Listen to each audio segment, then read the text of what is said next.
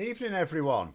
Sorry, it came on a bit, half a minute late there. So I thought we would have a little discussion about another thing. Earlier this week, I was talking about the potential for Donald Trump to create further geopolitical instability regarding actual wars. But there's been a piece, quite a sobering piece in the Times about Donald Trump and trade wars, because he has policies of whacking up tariffs on American imports. He talks about it a lot. He's been talking about it recently, and increasing tariffs on all imports, including from the UK. And as he did last time, remember, he's got form on this, and heavily against Chinese imports. I'm guessing he'll make an exception for his MAGA hats because they're made in China, you know. Now, you may be thinking to yourself, look, Trump is just saying whatever he needs to get elected. Once he's in, neither he nor his supporters will care what his policies were. And this is actually truer than you realise. I was watching a clip on Twitter, as you do. A Trump supporter was being interviewed about, why he approves of Donald Trump. I like Donald Trump. He said when he was president last time, he did what he said he'd do. So this guy was asked, what did he say he would do? And the guy responded, it was absolutely priceless. He responded with, oh, you caught me off guard there. I don't know. So, what? I can understand people not remembering what the policies were of the guy they're supporting years ago, because most people can't remember, even people who claim to be politically engaged can't remember policies from, we're talking about some years ago here, aren't we? So I get that, but to actually use it as a reason why you would vote for him again because he did what he said he would do and then not remember what he said he would do is a bit crazy. But there we are, that's what it is. And it's like, because Trump is all about the vibe. He's not about the policies. He's not about achievements, because he didn't achieve anything. He's just about a petty, hateful vibe. And, people around him will point out how bad this would, how bad applying these tariffs would be. And you might think he'll just say, all right, let's not bother with them just to make them all shut up, right? But that might not happen, because Trump in his second term looks set to be a lot more aggressive. Like, he thinks he didn't go hard enough. And I'll tell you another thing. I think he'd be much less inclined to listen to others. He already had a lot of sackings. Do you remember in his first term, a lot of positions, senior positions around him were replaced at a fairly breathtaking rate. And it could be even worse this time. He may well run his office with the golden rule. Don't ever tell me I shouldn't do a thing. So extra tariffs on UK exports to the US, as long as with everyone else, where our post-Brexit trade is already a bit fragile. And we wouldn't want to be facing random American tariffs even in good times. Then we get pressured into applying tariffs on China as well. I don't just mean pressure from the US government. Of course they would pressure us. I mean domestically, because we know what our media are like. They will literally whip up the public to demand that the government do the dumbest things. And then, when they do, and it all goes tits up, they will then write articles about, well, that was a dumb thing the government just did. What did they do that for? So then China applies tariffs on the UK as well. So we get it from both sides. And all the time, we're still trying to work out how we deal with our self-imposed sanctions regarding the third large trading bloc in the world, the EU. And you think to yourself, look, and some people will say, well, in such circumstances, that could lead us to addressing Brexit more openly, more quickly. Sure, yeah. Peter Mandelson even seemed to hint at that in a speech earlier this month in Scotland, I think it was. I think basically David Lammy is going to have a challenge on his hands here if Trump wins. Because the quote in the Times, this is from our officials. This is our government officials saying this. The quote in the Times of the range of things Trump could do is, in fact, I'll quote, all of them are bad, but the worst case scenario is catastrophic. Basically, they're saying he could do more economic damage to the country than Brexit. Like, Brexit would look like a minor inconvenience. And like I say, Trump has slack for this. He has form for this. He absolutely has form for this. But there we go. Wendy, they're saying Trump with policies, surely that's a loose definition. Well, it is, because he talks about all sorts of things, doesn't he?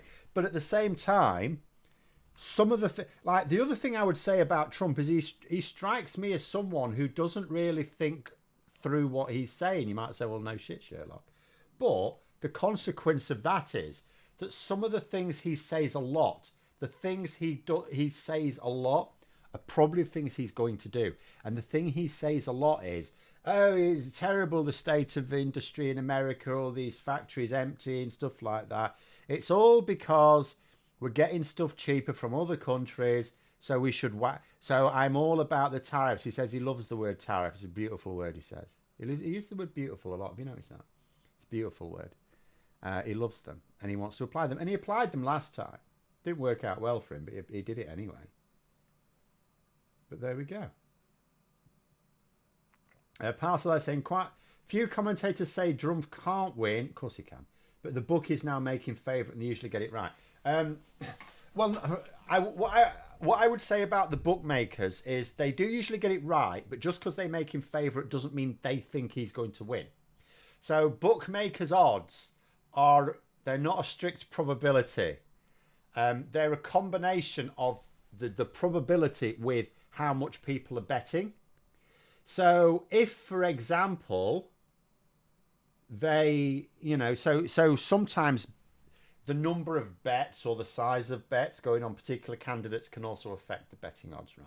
So it might just be a lot of people were putting bets on Donald Trump, so they shortened the odds. But I mean, what it sounds, I don't like, this isn't like the general election in this country where we sort of knew we didn't know how many seats, but we knew what was going to happen. We knew what the result would be. We don't know that in America.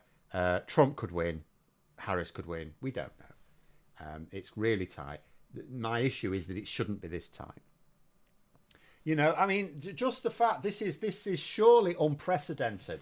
We have a ridiculous number of people who have voted Republican all their life and said they voted Trump the first 2 times, but they're not voting for him this time. They can't vote for him this time. It keeps happening. You keep bringing more and more people saying this. And it's not just random voters, because you can amplify a random vote and it's just like one voter out of a few 100 million. But you've got, people who are clearly committed Republicans. They've been famously Republicans for a long time saying you can't support Trump. This is not, they're basically behaving as if the Republicans do not have a candidate for this election. John said, I bet he doesn't put tariffs on nappies. No, I bet he doesn't either. He'll call them diapers, of course, won't he? No, he won't. He'll call them something else. They'll be made of gold as well, I suppose. Josiah there saying, I feel like Trump would push any policy that would make his cultists cheer or the rich people around him got compliments. He may not. I'm not sure. I know he's a sucker for flattery. I'm not sure he can get that anyway. He will. I just worried he'll be even more unhinged than last time, because last time he was operating with some with the training wheels on, so to speak. He wasn't entirely sure of himself. This is the guy who, remember, when he was shown, for some reason, I don't know why anyone would show him this, the effects of bleach on COVID virus was, well, maybe we should inject ourselves with bleach then. Now, no one would seriously voice that view in a deadpan way unless they were making a joke, and he clearly wasn't making a joke. So, if Trump wins, we're going to get the president who thinks like that. But again, like I say, I think there's a strong probability he will listen to fewer people. If people say, Mr. President, this is not a good idea, you need to rethink this, I think he's going to say, you're fired, get out of here. I'm going to do it. And that's what he's going to do. I think he's going to be... Film Nerdy then saying, it's an American political YouTuber called Mr. Beat says, tariffs are bad, worst of both worlds. Bad for business, bad for consumers who will always bear the brunt of the cost. Well, it's a really weird one, tariff. I mean, you need some tariffs. The whole point of them is to encourage you to have, get better trade deals with other countries. But randomly applying them, the purpose of tariffs. So you have tariffs. I mean, there's two purposes of tariffs. One is to protect certain products within your own market. And the other one is to apply economic sanctions to other countries. And this is fine. This is absolutely fine. You can do whatever you like. You just have to accept the consequences. But when you just randomly fire them out, what you'll find is, Trump, because he's so simple, he just looks at it, just like Brexiteers said in this country. They look at the American balance of trade and they go, well, the value of our imports exceeds the value of our exports. Sorry, that's no good. And he'll just think to himself, so we just need to reduce the level of imports. But the problem, and what he won't be understanding, and admittedly this won't do as much damage to America as it did to us, but what he won't be understanding by this is, first of all, you'll get tit for tat. It turns into a trade war because some countries, you apply tariffs to them, there's not a lot they can do because they daren't. So they'll just sort of take it, right? But not that it really does you any good. But major trading blocs will. I mean, the EU, I've said before, they're very clever about the way they do it. Because what China will do is they will just raise tariffs to the same value on American exports to China. That's all they will do. I don't actually know what the balance of trade is specifically with China. I maybe should have looked that one up. But that's what they will do. But the EU won't, because the EU are quite cunning.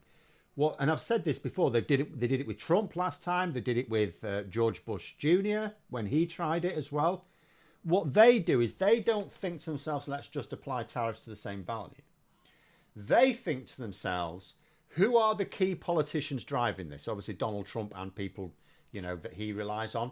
And so they will identify the industries that are important to those people. So it might well be the key industries in their sort of areas where they represent.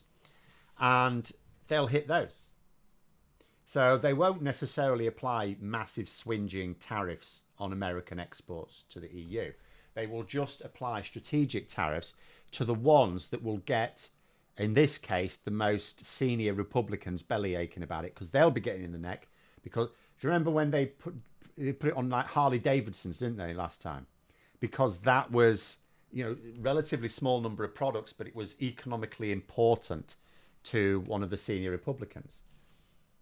But there we go. Pronounce there saying, theory, both parties suppressing the Trump damning polls, Harris to counter complacency, Trump to defend his ego. The problem with that is they don't produce the polls. They can't suppress them. They don't produce them.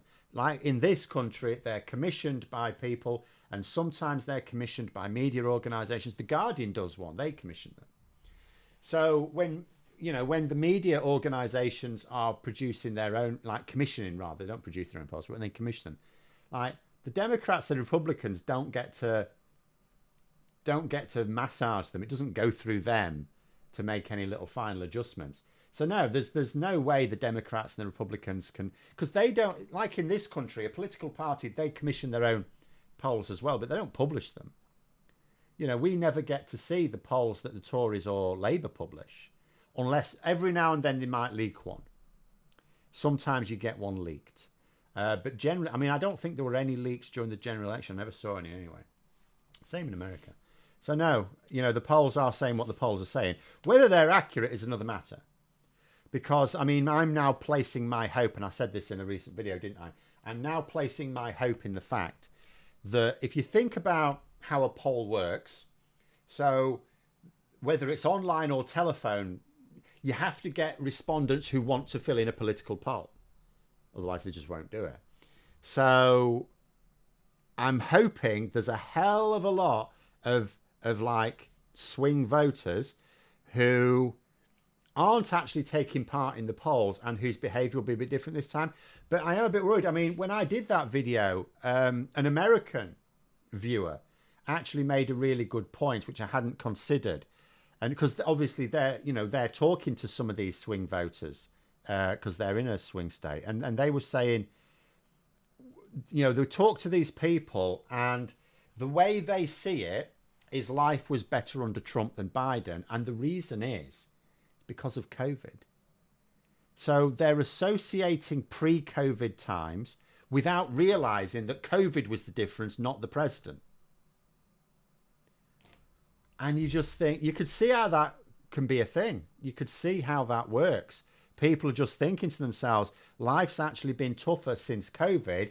That has coincided with President, I mean, there was a year of Trump, but it's mostly President Biden. And it doesn't, you know, and you can show these people all the charts in the world. You can show them that he's created a crap load of jobs, whereas Trump did not.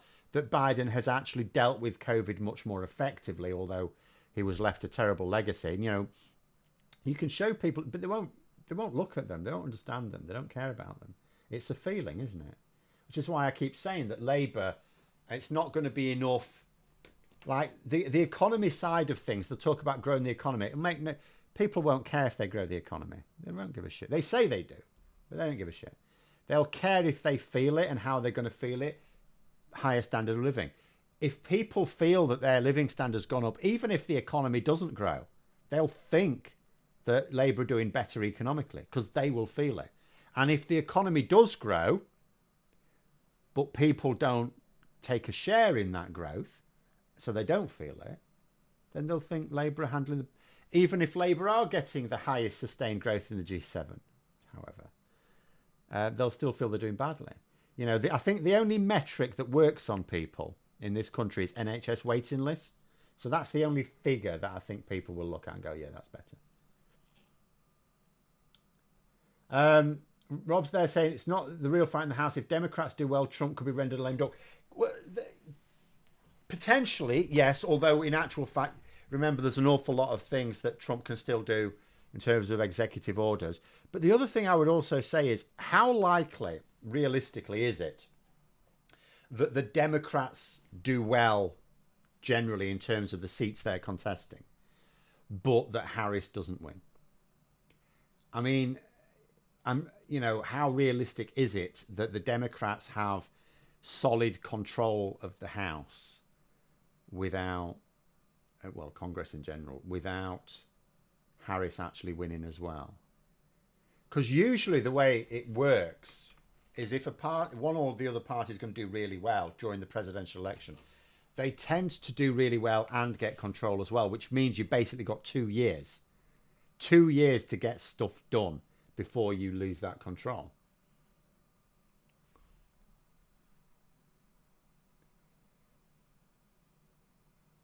But anyway, don't forget the US Supreme Court has essentially said he'll be immune from any crime he may commit as president. Means he'll have nothing holding him back at all.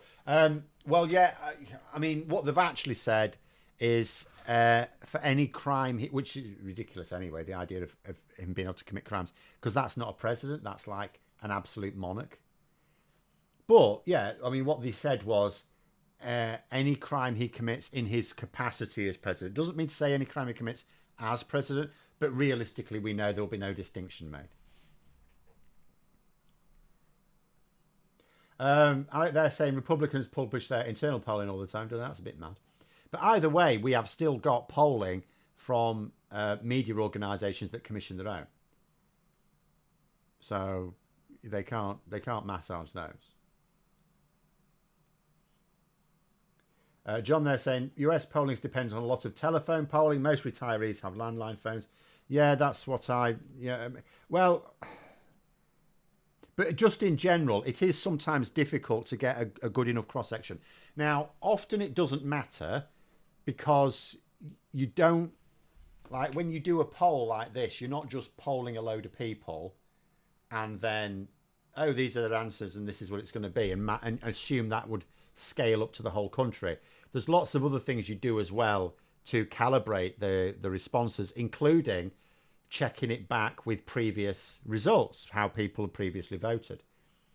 So, but where it can go wrong is if there's a particular group of people who are not taking proportional part in the polling, who, for whatever reason, suddenly behave differently.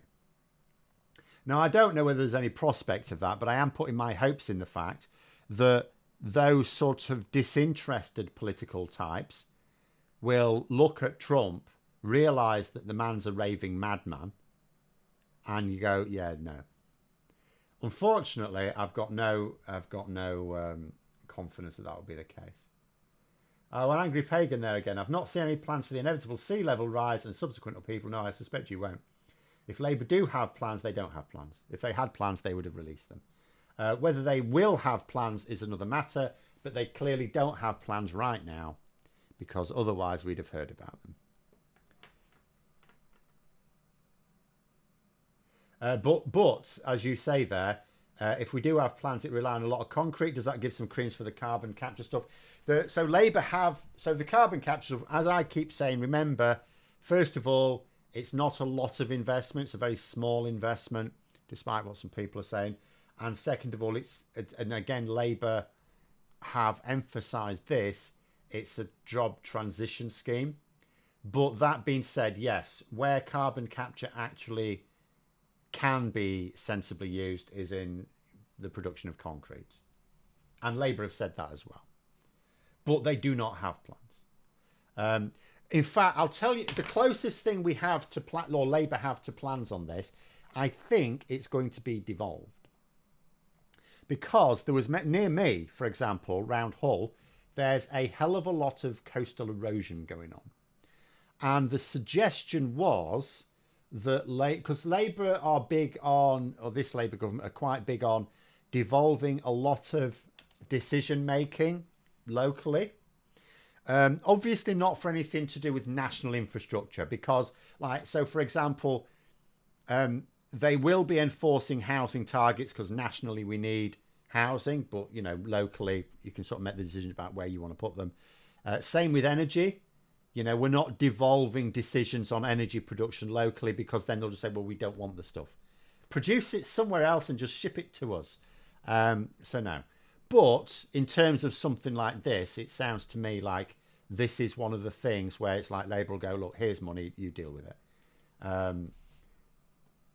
Or that's what it sounded like to me. But I strongly suspect we're not going to get... I'm not seeing any signs of serious action on flooding or erosion, because I think if we were going to get it, someone would have announced it.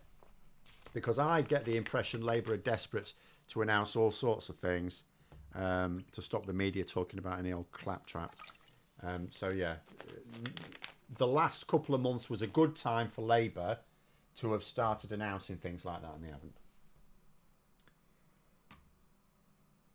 Alec Brett is there saying polling for 22 and 23 said the Republicans would have massive gains. They didn't. No, this is absolutely true. You're quite right.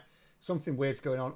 Also, by-elections have been massively favouring the Dems. Weird. I had noticed, certainly in the last few years, I think it is a historical thing as well, that the polls tend to be kinder to the Republicans. This is absolutely true. But again, it's even within the margin for error, it's just too close. It shouldn't be this close. It's insane to me that it's this close.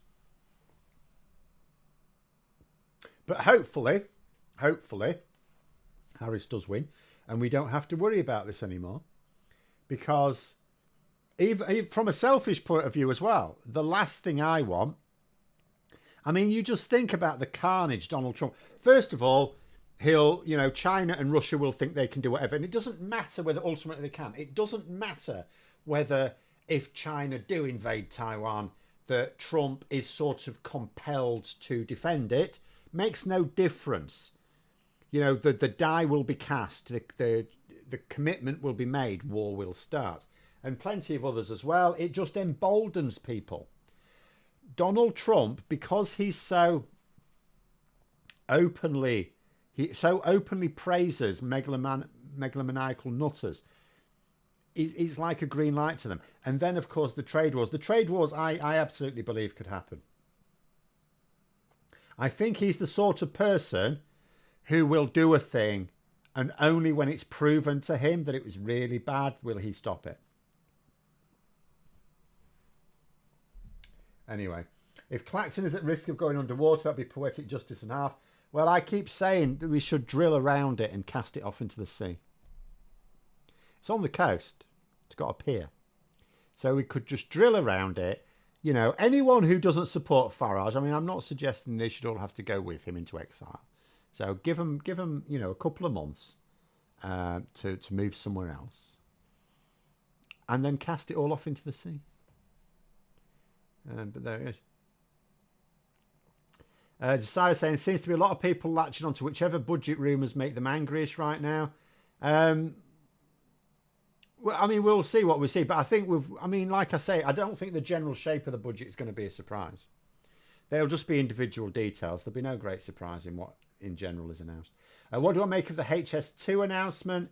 Seems to have come out, sounds positive, but hasn't the land already been sold off? I'm not sure. I really don't know what's going on. I mean, yes, I know. Like, it was utterly ridiculous to say, for the Tories to say, right, we're basically going to scrap HS2, and we're going to have this bit of railway that doesn't join up at either end. And it's like, okay, great. So, frankly, it's the least that they could do. I gather that Euston Station's crap anyway. I don't go around. I don't travel, so I don't know. But I gather Euston Station's crap anyway, so it could do with a refit. But I can't imagine the land has been sold off already. It might have been planned to be. But, remember, Rishi Sunak only announced the policy that he was scrapping HS2 last October, was it? I think it was October, early October, at the conference. It wasn't, it's only like about 8 months later we had the election, so they didn't necessarily have time to sell anything off. Increased tax in the budget and what be levied. So, I mean, we knew taxes were going to be increased anyway. We knew from multiple sources. The Institute for Fiscal Studies were clear that taxes, whichever party won, would have to be raised. But Labour actually promised to raise taxes in the manifesto. They just said that they wouldn't raise certain taxes. So in terms of the taxes we know are going to be raised, well, actually, we'll say that. I'm not sure about that. The taxes that we think are going to be raised. So we know VAT on public schools. We don't know when, because there's still an awful lot of bellyaching about that. We thought the removal of non-dom status, but the OBR might be awkward about that one, so we may not be able to do that one straight away. In terms of the big ones, we are definitely expecting a hike in capital gains tax at the upper end, but not on properties. Which I think might be in line with what Dan Needle was suggesting, the tax lawyer. We're also expecting, because it's been heavily hinted, that probably employers will have to pay national insurance on pension contributions. Now, there is a lot of talk about that ultimately impacting workers. It is like an indirect tax on workers because employers... So remember, and I've said this before in another stream, employers sort of, you think about your salary, but that's not what you cost your employer. You cost your salary plus their national insurance contributions, plus their pension contributions if you have a works pension, plus potentially any other adjustments they have to make, like giving you uniforms or something like that. But in the main, it's your salary plus your plus their pension, national insurance contributions plus their pension contributions. So that's that. So you might get paid. I don't want to throw random figures out. You might get paid £35,000 a year, but you cost your employer about 40,000, say, just for the sake of argument. So that's what they see. You cost them 40,000. So if the government say, right, you're going to pay an extra little bit on top of that, then they can't do it with their existing employees, but with new ones, they may try and shrink the wage a bit. But what I would say is this, to counter that. First of all, that can only affect new employees. And if Labour do generate a lot of good jobs, that will and public sector pay continues to go up, that will still put pressure on employers to pay competitive wages, salaries. Secondly, though, and most importantly, what the government should really be doing is putting the employees' national insurance back up. Remember, the Tories cut national insurance at the start of this year. They shouldn't have. It was unfunded. It was completely unfunded. Shouldn't have been able to get away with it. The way they got away with it was by promising spending cuts. So they said they put in their budget, oh yeah, spending cuts. To which the OBR had to say, well, okay, if you find these spending cuts, yeah, the figures add up. But they didn't say where those spending cuts were going to be, and they weren't realistic. So it was basically unfunded. So ideally, Labour would have just said before the election, we're going to put national insurance back to where it was, but we won't raise it above that. But obviously, they, either because their polling had suggested that might look a bit iffy, or just because they were too paranoid to do it, they didn't do it. So I would argue, is it really going to affect employees negatively in the future? Because will the effects of the cuts to employees' national insurance counteract the effect of the employers' national insurance? That's what I would ask. I don't know the answer. What is the likelihood for the devolution deal for Devon and Torbay having been improved after the election, given Starmer's only just announced its completion? So, I mean, you're talking about Devon and Torbay. So there was, you might be referring to the question specifically in PMQs, but his plans are for devolution in general. It's not specifically for Devon. So the likelihood of the deal being, it's like the deal for everywhere. It's the same. As far as I know, it's going to be the same deal. I mean, I suppose there could be pilots here or there. And maybe places like Devon or Cornwall might be more interested in taking part in those. But in general, it's not a specific, we need more devolution for Devon. It's a specific, we need more local decisions being made locally. Applies everywhere. But again, just like what we have is the manifesto. Until the government either present legislation or announce something, we don't really know anything beyond that. And the manifesto is largely the manifesto is largely aims. There's a few mechanisms there, but not many. Proninator, will you go through the investment summit announcements and what I think is good or not so good? No. Not really. At the end of the day, it's very difficult for me to really judge what is good or not good. I can read an economic article that makes certain points, but they're always written from another point of view anyway. If they generate jobs to the... I mean, from my point of view, you would just say, in literal terms, if they create jobs that allow... good quality jobs that allow other workers as well to be able to command better pay and conditions because there are now more good jobs available to tempt them, then that's a useful thing. If it requires, however, the government to enact, because obviously Keir Starmer made a big thing about slashing red tape, like all governments do. Now, there is regulation. There's red tape that's bad. There's red tape that's bad, like, for example, our Brexit red tape. And also, I will say, in terms of the House, the planning stuff, where Labour tackled, for example, local areas who don't really want to build, there was a regulation that basically said that new builds had to be, and it just used the term beautiful, which is subjective, which basically gave local councillors the ability to turn down a planning application based on nothing more than, I don't think it looks pretty enough. So things like that, yeah, get rid of. However, by and large, regulation exists to maintain quality and to protect people, to protect the environment, to protect various other standards. Regulations exist to stop businesses, I suppose, or certain types of businesses completely taking the piss. So when you announce, oh yeah, we'll be like, you know, getting rid of unnecessary regulations, it's like, in whose opinion are they unnecessary? So my view in terms of the investment summit, what matters to me is we know the value of it. And even given that there's reports saying about a quarter of it had already been announced before the election, so it had nothing to do with Labour. But it's like, yeah, but the amount announced was still like double what was announced last year, for example. So even taking a quarter out that had nothing to do with Labour, the rest of it is still way more than last year.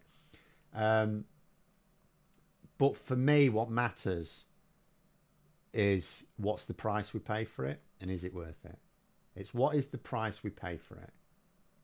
Because any investment, if it creates jobs, you think that's brilliant. That's what we want. We want more jobs.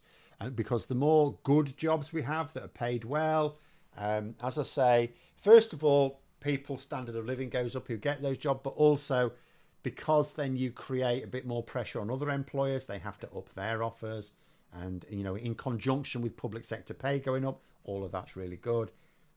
But what do we pay? What's the cost in terms of regulation? Are we going to end up with whatever the investment, you know, massively expanding our energy network? Is it going to mean we go for short-term gains? It's a bit like PFI under the last Labour government. And I understand the politics behind it. I understand that. But at the same time, that was short-term gain, wasn't it?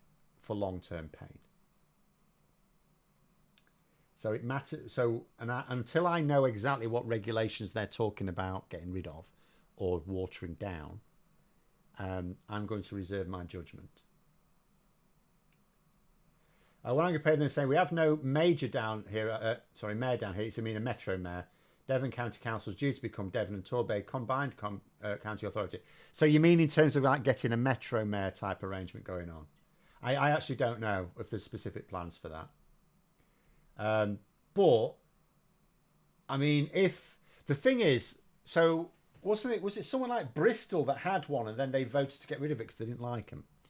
So what you have to do is you have to prove to people that these positions work. So if the metro mayors we've got now actually show that they're adding value, then other areas will want them as well. And then, of course, they will get the powers of other metro mayors.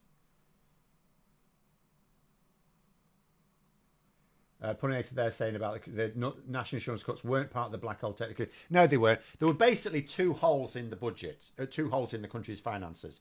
There's the £22 billion hole, which is Rachel Reeves calls the £22 billion black hole.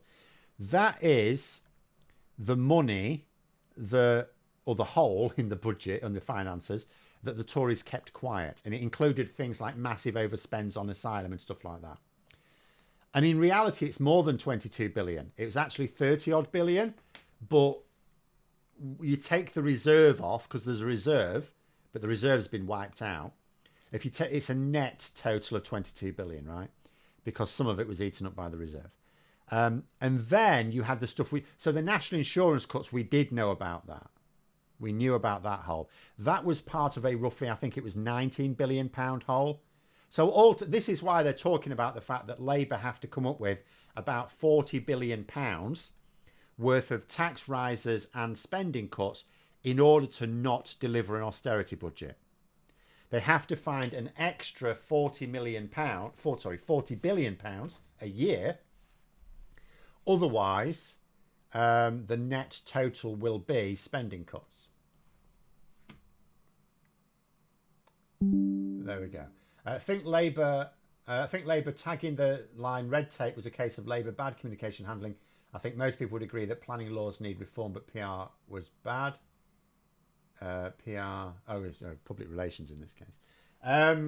Maybe I just to say I would just be very wary of any government, I don't care which government it is, talking about slashing red tape. I mean, yes, be more alarmed at the Conservatives like James Cleverly. James Cleverly was supposed to be the sensible one, you remember him? And he had a policy before he was unceremoniously dumped out of the contest by his own supporters. He had a policy. He was talking about how back when he was a junior minister, they had this policy of every time you bring a new regulation in, you have to kick one out, which is like mad. Because like, surely you would only get rid of a regulation. You don't have a quota of regulations. If you're going to get rid of a regulation, it should be because it's a bad regulation. But anyway, James Cleverly said, this was all right, but didn't go far enough. He said, as Prime Minister, he would have a policy of for every new regulation you bring in, you kick two out.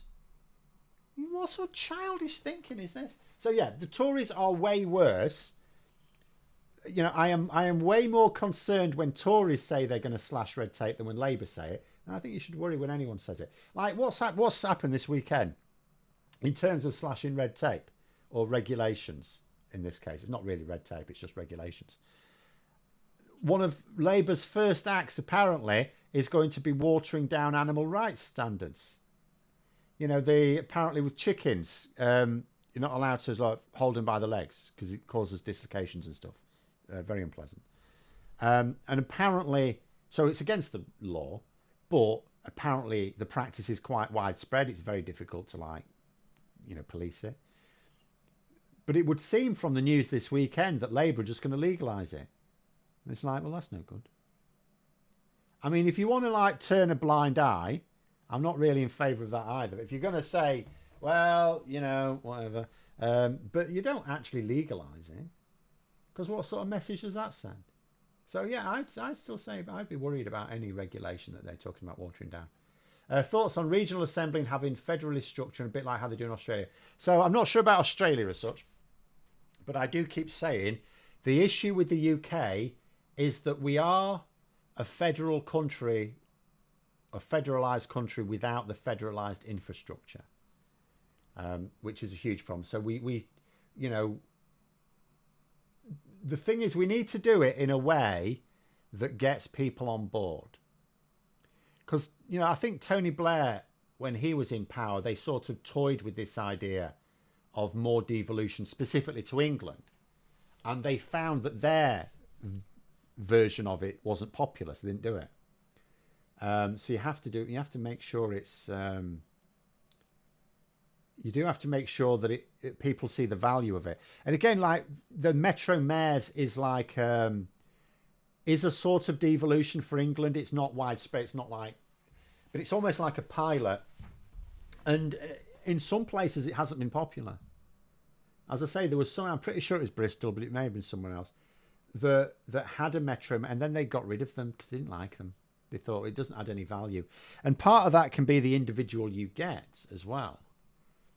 Whereas I think it would work better, maybe where it wasn't going to be popular when Blair's government tried it, or thought about it anyway.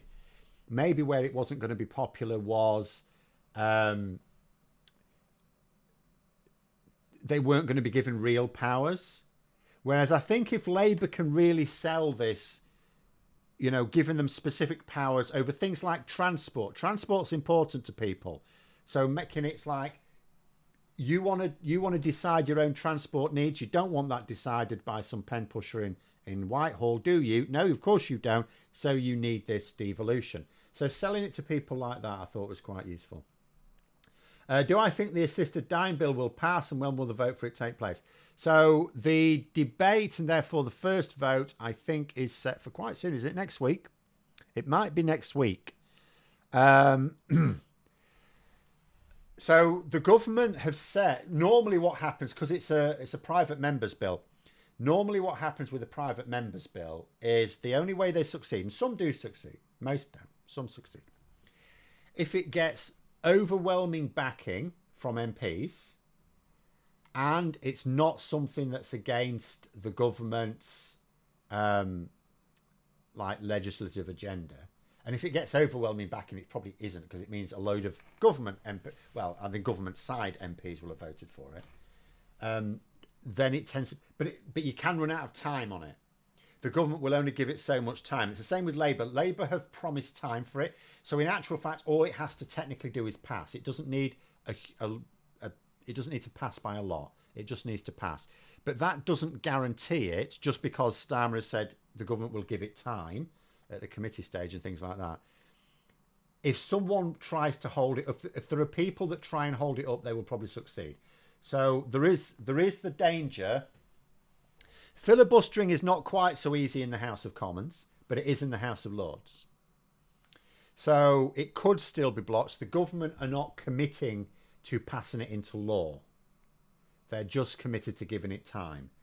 If it runs out of time because some dickheads filibuster, then it could still fail. So I think a lot of it will depend on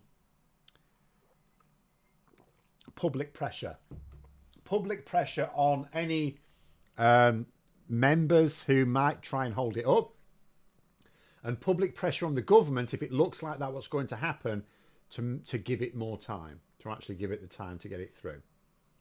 I'm just going to have a look at this vote because I think it's set for next week. But it may be the week after. Let me have a guess when it might be. What's the date today? 19th. I'd have to go through each day here.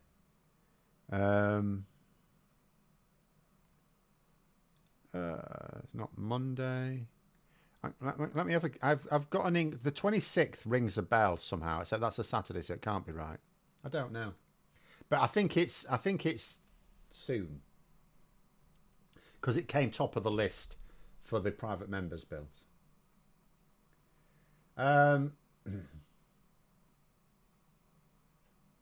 Another huge case of Labour turn a blind eye taking part in abuse is the Health Secretary unilaterally blocking trans care to kids. See, that's not turn a blind eye, is it? Turn a blind eye would be doing nothing. Turn a blind eye literally means doing nothing. That would be better.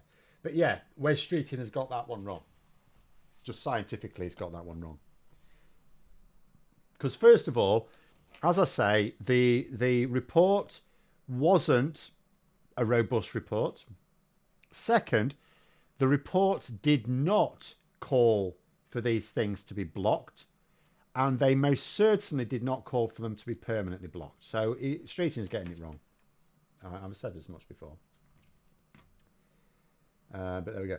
Chucky there saying we still have a Southwest Metro Mayor covering Bristol. We just voted our City Mayor. Oh, I see. Felt like it was centralising power, not devolving it now, as I've got you. One thing I really wish Labour would do is deal with is the difficulty in disabled people being able to move. We've been waiting for 10 years. Yes. I mean, I'm not hearing an awful lot from Labour, I have to say, on what they're going to do to help disabled people in terms of specifics. It's all right saying, oh yeah, absolutely, full support. But I would like to hear, and especially when you've got the Department for Work and Pensions announcing things, which sounds bad, and they're not going out their way to saying, but the things you're worried about, we're definitely not doing. So yeah. And it's utterly ridiculous because Labour, just like the Conservatives, are identifying a huge pool of people who are not in work but who could work. And it's like, so why wouldn't you remove the barriers? I mean, making adjustments for disabled people is surely one of the easiest ways to do this.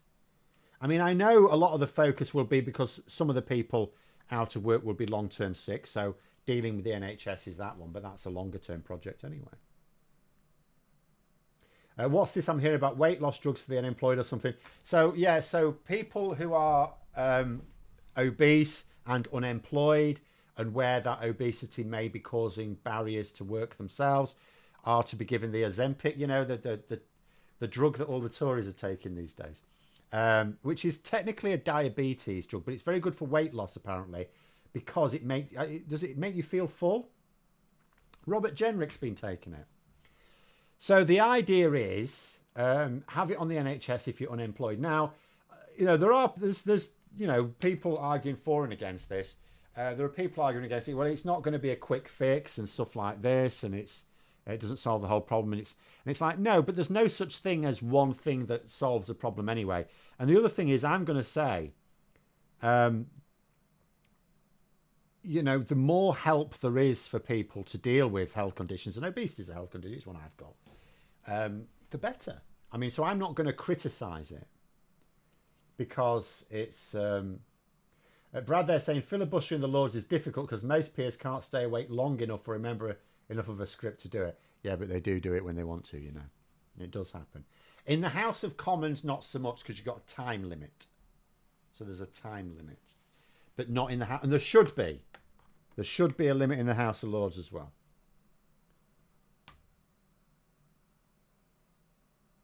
So if obesity is costing the NHS so much, weight loss drugs must be a good investment. Well, I would say another thing as well. I would say we ought to be targeting some of the things that cause it, because it's not, people, it's just eating too much, it's just eating too much. Yeah, it is. But also there's a lot of foods that are not at all natural that people eat a lot of, that are actually designed to subvert your body's like system so that you want to eat more of it, like this weird combinations of fat and sugar that just don't exist in nature, that's deliberately designed to make your body feel that it's not full and therefore want to eat more of it. So we need to be, I mean, obviously the government won't ban these things. And I also get, when you're talking about like ultra processed foods, if it's things that are like ready meals, the government won't get away with whacking taxes on those, because if they're also budget meals, that's like a tax on the most poor people, of poorest to people. So they won't get away with that. But when it comes to things you don't need, you know, the so-called sugar tax, I think the sugar tax should probably be like beyond just things with high levels of sugar. If it can't be considered part of a meal, you know, if it's like a dessert or just chocolate or you know, some sort of confectionery or anything like that, whack the taxes on it. Whack the taxes up on it. Because then that could help, because it is costing, it's going to cost the NHS, it's going to cost our economy. And we're not as bad as in America. In America, I mean, the amount of poison in their food is ridiculous. But we still allow the creation of food that is not natural, and it is designed, it's specific, it's not designed to be a meal. It's designed to make you want to eat lots of them, so you buy more of them, which is immoral, really.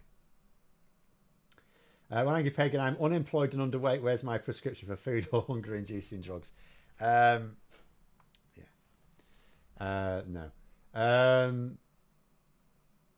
I mean, it won't really work for everyone, even these injections. They're not a miracle injection. All they do is just make you feel full. But, you know, with some people, I actually would like to see if there's been any studies, because there's a difference. Like, if you look at, so if we take a look at Robert Jenrick, just as an example with the Ozempic thing, right? So he was overweight, but he wasn't obese, right? And he's trimmed down a lot with this thing. So as someone who's obese and has like had dealt with obesity and lost weight and gained weight over many years, I will say this: there's a difference in physiology in terms of your attitude to food, your body's like reaction to food, when you're a bit overweight and when you're obese. So I would also say, just because people who are overweight benefit from taking Ozempic, who have a normal attitude to food, they just eat too much of it or they snack. So injecting that makes you feel full, so you don't fancy the snacks. Might work on them. Does it work on people who basically have a food addiction? Because then there's some people who will, even if they feel full, will it actually, because they won't actually be full, they'll just feel full. So do we know it even works? I don't know. I don't know if there's been any studies into that. I can't imagine there's going to be very wide-ranging studies, because people weren't supposed to use it as a weight loss drug in the first place. It's supposed to be a drug to deal with diabetes. So it was effectively being almost, I won't say abused, because you can get it. And it does work for some people. But it's not its primary purpose. It wasn't designed as a weight loss drug. Film ready then say, I agree, Phil, there's too much cheap processed food, lots of fats and other factors, like psychological, like when I comfort ate when I had depression, they should subsidise healthy food. Anything that involves a subsidy obviously involves a cost, and we know costs are like, money's tight. But, and again, that's why I say a better way is to increase the cost of the really bad food so it becomes a luxury. The problem, and I know the problem that will come up if you say that, is they'll say, oh, but then there's jobs dependent on it. To which I would say, then you need to look at the like junk food industry as like the oil and gas industry. Labour are looking to wind down the oil and gas industry in this country. And in order to do that, they know they need to transition jobs. So they'll have to take the same approach to junk food, but they won't. They won't. Because junk food is not destroying our environment. It's not like the climate emergency. It's not actually wiping out the next generation of humans. But it is causing our economy problems. But anyway. Anyway, let's. What's the difference between overweight and obese? Well, it's just. I hesitate to refer to the BMI chart, but it is just a number on the BMI chart. BMI, of course, is a nonsense. It's an absolute nonsense. It shouldn't be used. The reason it's used is because it's easy to calculate, but it doesn't actually tell you anything. Obviously, obese people are high on the BMI index, and people who are underweight are low on the BMI index. But then you also have other weird things, like a heavyweight boxer who will be as fit as a butcher's dog is overweight. They're classed as sometimes obese, and it's like, well, they're clearly not. And similarly, a marathon runner, it would be like, well, you're dangerously underweight. So it's like, well, no, I've just run 26 miles and I do it every day. So I'm clearly not unfit or unhealthy. Where BMI came from, BMI, when it was originally developed as well, it was never designed to be a measure of healthy weight. It was, because the other thing that should give you a clue that BMI is a load of rubbish is because there's no separate BMI calculation for men and women. And it's like, well, that's ridiculous. But the one you're paying there, 6'2" and 9 stone is underweight apparently. I mean, it can depend. I mean, on the BMI it will be, but it doesn't necessarily mean you are.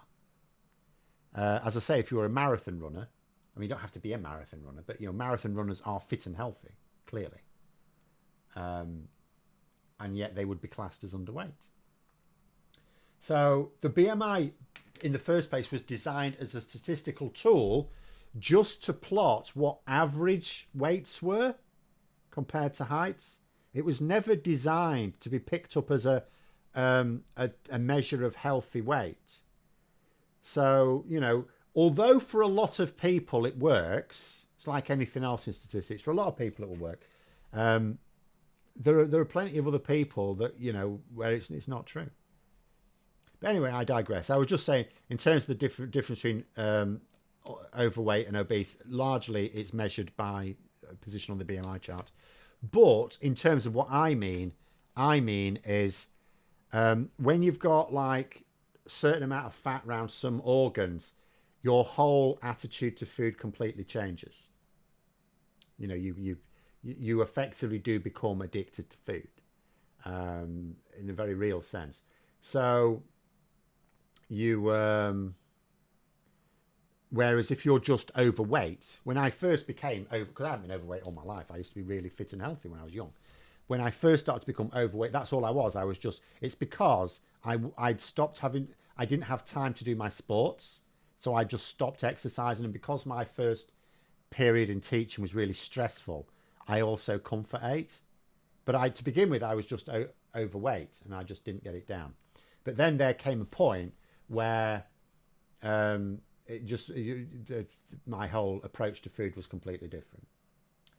But there it is. There are studies on multiple types of people. Even in the suboptimal groups, there were benefits both during and after small, but still. Oh, okay, for the Ozempic thing. So it's now registered for weight loss. Okay, fine. We will see then.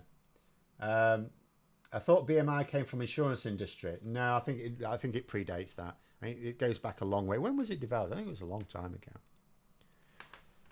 They will use it though. The insurance industry will use anything it can.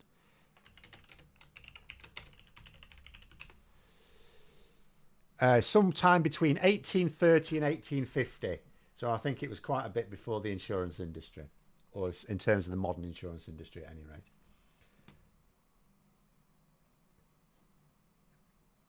And they're saying, I thought it must be nonsense just for the reasons mentioned, just because supposedly healthy BMIs look so skinny.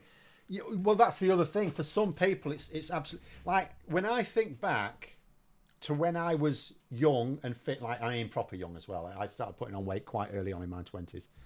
I was still just under 15 stone. And you think, that's 15 stone. I mean, on the BMI, that's overweight. But it's like, no, I wasn't overweight at all. I had quite a bit of muscle on me. And I'm 5'11", so I'm not tall, So, but I wasn't stocky, but I was quite muscular. I used to do like judo and rugby and stuff like that, and I was very, very fit, and lean, more specifically. But the thing is, measuring body fat is really hard, because ideally you would measure body fat, but that's really, and I know you can get these things, oh, just hold on to that and we'll do it, or you can get these special scales, oh, this will measure it for you, but it's all bollocks, really. It doesn't do it. The actual way to measure body fat is really quite involved, and it's not the sort of equipment you have in a doctor's surgery. Whereas a doctor's surgery can easily have a set of scales and one of those slide rule things that you put on your head and it measures your height. So you could, so BMI, they use BMI because it's easy, not because it's accurate. It works for most people though. For most people, it's fine. Maybe up to 60 to 70% of the population it will sort of work for, but outside of that range, it doesn't. As I say, particularly for very fit and healthy people who are at one end or the other, like difference between marathon runners and like heavyweight boxers. Did I know that Trump spent $31,000 on McDonald's in 18 months? Well, surely that will have included sending someone to get them for him. How much would that? I'm going to work that out because let's have a look. $31,000. Is this true, by the way? You're not having me on, are you?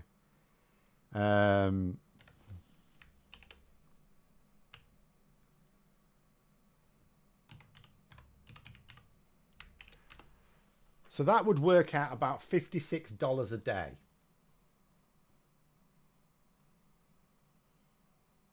I mean, that's if you just lived on McDonald's isn't cheap these days, is it really? Used to be, but I don't think it's not cheap these days. I suppose you could get that. Doubt he spent his own money. Well, he probably don't have any of his own money, does he? I can maybe believe that.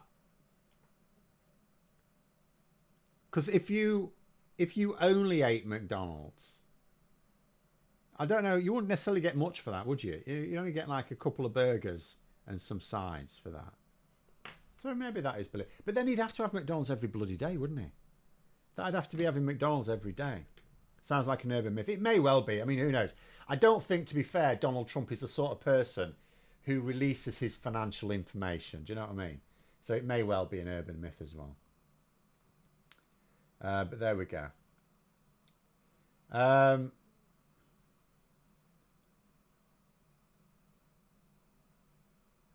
S-Fax there saying, when my body fat was measured on such a thing, I was told I have enough fat to just keep body temperature. Yeah, I've got plenty to spare. Plenty to spare. But anyway, there it is. We'll have to leave it there. We've gone over. We seem to have gone off in a random tangent as well as always. Thanks very much for coming on, everyone. Have a great rest of evening. And until next time, I'll see you later.